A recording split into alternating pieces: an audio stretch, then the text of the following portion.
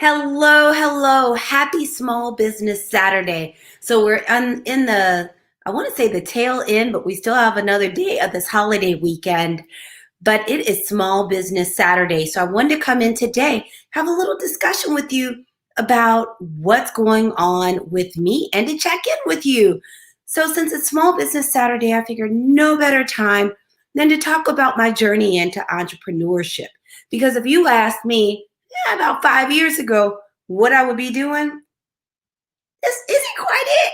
So it's been a wonderful pivot, change of speed, and it's been lots of blood, sweat, and tears, but lots of wins and celebrations. So I can honestly say I am better now than I was before I started the journey. But I won't lie, I feel like a lot of people didn't tell me what will go on this journey. So I don't feel like folks have been honest about what it's like being an entrepreneur. So as you come in, do me a favor. If you know anybody that needs this message, tag them. If you know anybody, you can also share. And if you want to be super fancy, you can start a watch party.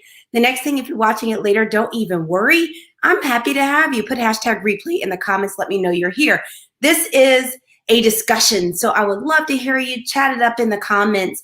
Let me know how your weekend is going or if you're an entrepreneur.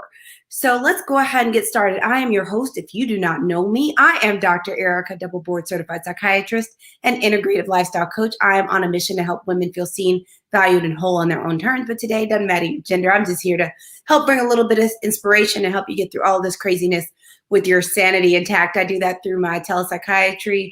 I also have a book called Fix Your Fairy Tale, A Woman's Guide to a Great Life, Love, and Legacy. And I do some speaking. So let's go ahead and get to it. So those of you that have known me for a long time, I've wanted to be a doctor since I was an itty bitty kid. By the age of 3, I knew I was a doctor. I was surrounded by science. My dad and mom had studied engineering. I grew up in an environment with a lot of, between engineers, chemists, just all kinds of scientists. So science spoke to my heart and science made me happy. So to be able to find a career that would do that was wonderful. But also I was a sick little kid. So I was in the ER all the time. I had really bad asthma, really bad allergies, used to get pneumonia quite often. So there wasn't really a huge shock when I decided I want to be a pediatrician. And, I let my pediatrician know they were cool. It was even so special that when they renovated their office, they actually gave me the artwork off the walls from when I was a child at the pediatrician. So, I'm going through my thing, doing my thing, go to school, go to Spelman. Then, I'm in med school at Emory. And the way our education was set up it was very traditional. So you did your first 2 years were non-clinical. So it was kind of book learning, you're studying, that kind of stuff. But we weren't doing a lot of patient care. That was years 3 and 4. So the summer before I started my 3rd year, so the summer before I started doing a lot of work with patients, I came up with this idea that I was going to be a child psychiatrist. Now, no, there wasn't a lot of thought in this. It wasn't like I analyzed a bunch of things and I was like, oh, I want to do it because this is this. I had an epiphany. I literally woke up one morning with this idea I was going to be a child psychiatrist. So I guess I have to give credit to God that God just decided, no, you aren't going to be a pediatrician. You're going to be a child psychiatrist. And then I found reasons later, but originally it was just, I woke up one morning with this idea I was going to be a child psychiatrist. So fast forward, I did my training up at Harvard. I did my training at Morehouse School of Medicine, started doing some contract work and was traveling, and which was lovely. I still love it. The hard thing now is with COVID, I have taken that travel component out, but it was wonderful. I was traveling across the country. At one time, I was licensed in up to 10 states, was meeting all these great people, and I was working places I would never consider living, like the boonies in Missouri. I have a special love for Sikeston. I was in the Ozarks. I was at one point in Phoenix, just kind of all over in Knoxville, Tennessee, Lancaster, Pennsylvania, just all over, the weird places in Massachusetts, you name it, I was there. So I was doing my thing, doing my psychiatry thing. And then some colleagues decided that let's do a book together. And when we decided to do this book together, it was like, let's form a company together. So we became Global Health Psychiatry. And I served as president for a while, and we did 2 books. And I think that's where that kind of entrepreneurship bug started. It just started like little whispers. And we did 2 books, Mind Matters, a resource guide to psychiatry for Black communities, and How Amari Learned to Love School Again. And while in there, during that program, well, not really that program, but while working through that business, I was introduced to Dr. Dre, also known as Dr. Dre on Birch, and I started Medical Moguls Academy. And that just opened my eyes to what it would mean and how much power and freedom you get from actually being a true business owner. And it really inspired me to become a full-fledged business owner because I was functioning like an independent contractor. And for a lot of people, my life had a lot of freedom. When you look on it from the outside, I had a lot of freedom. I worked when I wanted to work, where I wanted to work. But for me, I realized I wanted a little bit more freedom, more control. And that's when I started my 2 companies. And part of the reason I did it was so that I would be in control of my destiny. Because I don't know about a lot of you. Sometimes it's not that work is horrible. It's just sometimes I want to do things the way I want to do them. And I want to be accountable for my decisions, not someone else's decisions. I want whatever happens, good or bad, is because I decided to do it. And I've had so much experience that it was like, it's time, to step into it. Because one of my favorite quotes is that quote from Marianne Williamson, Our Deepest Fear. And I realized that even though I have a great life, I've always had a great life, that it was fueled by a lot of fear. And over the last year and a half or so, I feel like it's been a really big journey to step past this fear. So what I ended up doing is I set up 2 companies. So I have Goodwin Medical Associates and Goodwin Wellness Enterprises. So I'm really super excited. And through those, I was able to start my own telepsychiatry organization. And I was able to set up a company where I did my latest book. I've done some speaking. I'll be doing some coaching, just all kinds of stuff. And it's been a journey because what I'd like to say is people don't tell you how much work it is to work for yourself, especially when you still sometimes have a daytime gig. And I know you've noticed lately, I've been super tired because as we would say, I was grinding all night, grinding all day, and get up at 4:30. And I just finally had to take a break and get some rest, which is why now I can bring a little bit more energy to you. But I feel like people don't talk as much about the investment. And it's not just the investment in time, it's the investment in energy, the investment of money. It costs a lot more to start a business than I thought. And just it takes a certain amount of energy, and you have to be willing to I've heard it, a lot of people use it. You hear it in The Secret. I think Lisa Nichols mentions unwavering faith, and how Elrod has some statements in the miracle equation. And there are 2 things that I feel like are key to entrepreneurship, and that's having unwavering faith and extraordinary effort, and realizing the thing I've realized is that it takes a lot of effort. And sometimes for a lot of us, not just me, but for a lot of us, we put forth extraordinary effort for everyone but ourselves. Everybody else, our families get extraordinary effort, our friends get extraordinary effort, and our job gets extraordinary effort. But then when it comes to us, we get whatever is left over. We get a doggy bag. We give ourselves a doggy bag. Let me know out there if any of you feel like sometimes that there have been times where you gave the best of yourself to everyone but you and then gave yourself a doggy bag. I feel like I need to write that down. Like, that's a good quote. And what this journey has taught me is you can't reach a certain level of success, especially success for yourself, if you give the best of yourself to everyone but you. You just can't do it. You can't give everything and leave nothing for yourself. it just doesn't work out well that way. And thank you so much, Melissa, is that you have to be willing to commit to yourself as much as you commit to other people for a few reasons. For one reason is that number one, if they always talk about this, it's so worn out to put the mask on yourself. But if you don't take care of yourself, then you can't take care of others. At some point, your body or your mind will fail. That you're either going to get sick, you're going to get totally worn out, or something's going to happen. Because unfortunately, I was actually having a conversation with my personal trainer and just talking about the general health status of our country. And that even when they talk about no pre-existing conditions, a lot of people really still aren't in optimal health.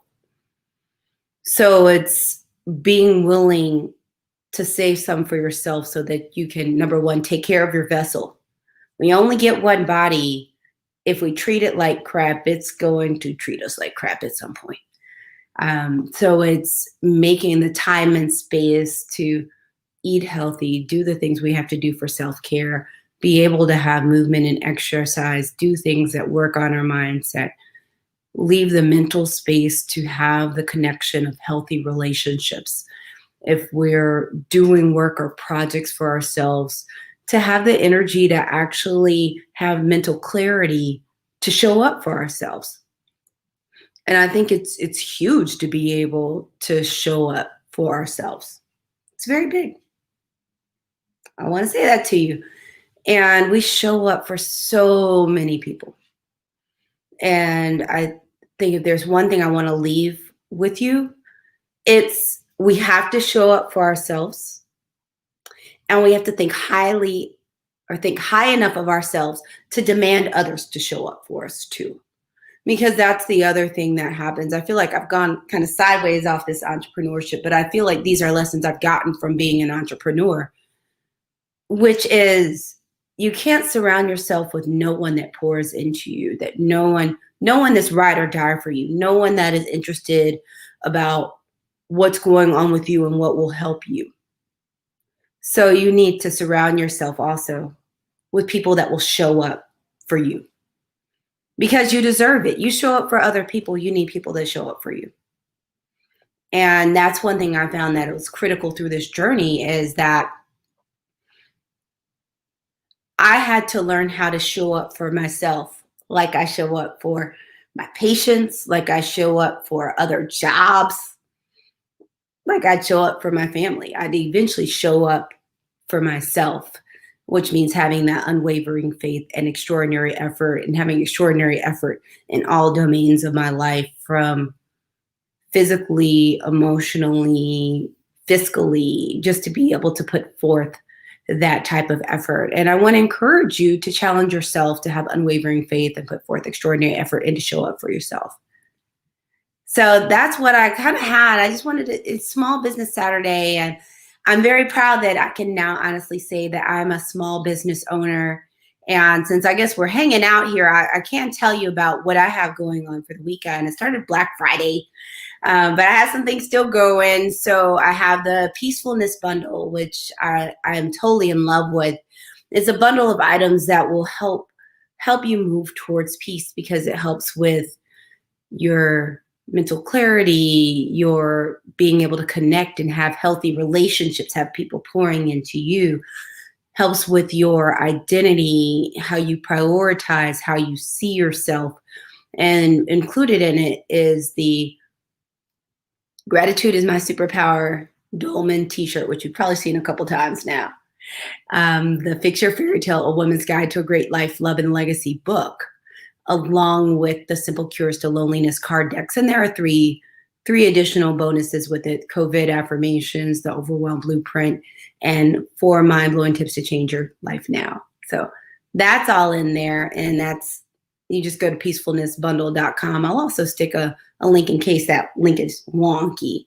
The other thing I have going because now we're on Small Business Saturday, is my new Patient Jumpstart Bundle. You know what? And that is the wrong, my bad. Let's see if I can edit this banner, because this banner is wrong. How about that? That is, I keep wanting to say that that's the URL, but it is not.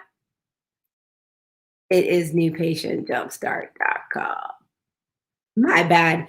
And it's a buy three, get one free. So it's actually a really cool way to enter into my high quality telepsychiatry because you get a comprehensive eval and 3 follow-ups for the price of a comprehensive eval and 2 follow-ups. And I'm proud of everything I've created because I've been able to stay true to myself and create products and services that are in line with my desire and my purpose to be a beacon of love and to provide all of these services with love and put people in a better place to accept and receive love and to also be able to give love.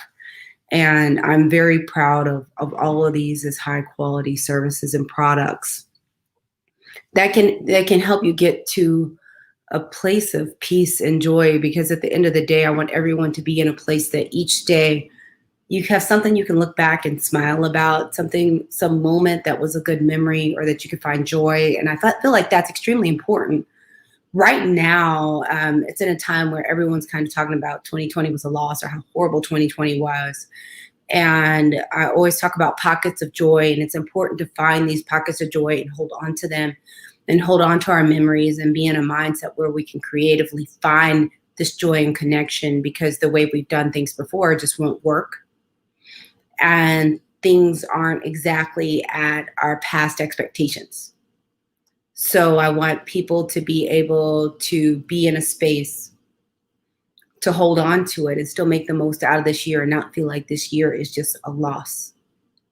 So that's one of the things I want to tell you. So I have a couple of things just to recap. Again, thank you all so much for coming. I'm very grateful for you choosing to spend time with me. If you know anybody that needs this message, please tag them. You can also share this. And if you're watching it later, put hashtag replay in the comments and let me know if you're an entrepreneur. I'd love to know who's kind of on this entrepreneurship journey. So one of the things I was saying, the quick recap is, number one, it took a lot more blood, sweat, and tears than I had any idea. It takes a lot more energy, time, and money than I had any idea. And one of the biggest lessons was the importance of being able to dedicate, to invest in myself, and the importance of all of us investing and showing up for ourselves the way we show up for others. And that it's very important that we start investing in ourselves and showing up for ourselves and demanding other people to show up for us, that we can't just give the best of ourselves to everyone else. And especially as entrepreneurs, we can't give all the best of ourselves to our day jobs and leave nothing for ourselves. And what I was saying earlier is, it's kind of like we give the best of ourselves to everyone else, and then we leave ourselves a doggy bag when we need to be giving ourselves the main course, and everybody else gets the doggy bag. And that doesn't mean the doggy bag is bad. Sometimes I've had leftovers that were freaking phenomenal. So it doesn't mean they're bad. It's just you're taking care of yourself, because one of the things is we only have one vessel, and how we put our entire life together by mind, body, and spirit really impacts how this vessel shows up for us. And if this vessel can't show up, then we're not going to have the clarity to be able to understand things, make the best decisions, and to be able to enjoy the amount of abundance that God created for us. So that's what I got for you tonight. Happy Small Business Saturday. Happy post-Thanksgiving. Happy day after Black Friday. As I said before, I have a couple things that I would love for you to check out. There's full information on the website so you can see. But I'm just so blessed to be here. I'm blessed to be on this journey of entrepreneurship, learning all these lessons, but also to be surrounded by so many great people. Some of you all are actually on here right now. I just want to say I'm super blessed for that. I want to just remind everyone that please take some moments every day to have a moment of gratitude. Also, make sure you take time out, your usual prescription, to call at least one person a day. So at least one person a day, and let them know that you love them. They will definitely appreciate it. So that's what I got for you tonight. Thank you so much for joining. Please make sure, give yourself a hug, because it's harder to get the hugs these days. And just don't take anything for granted. I can't wait to see you again. Bye.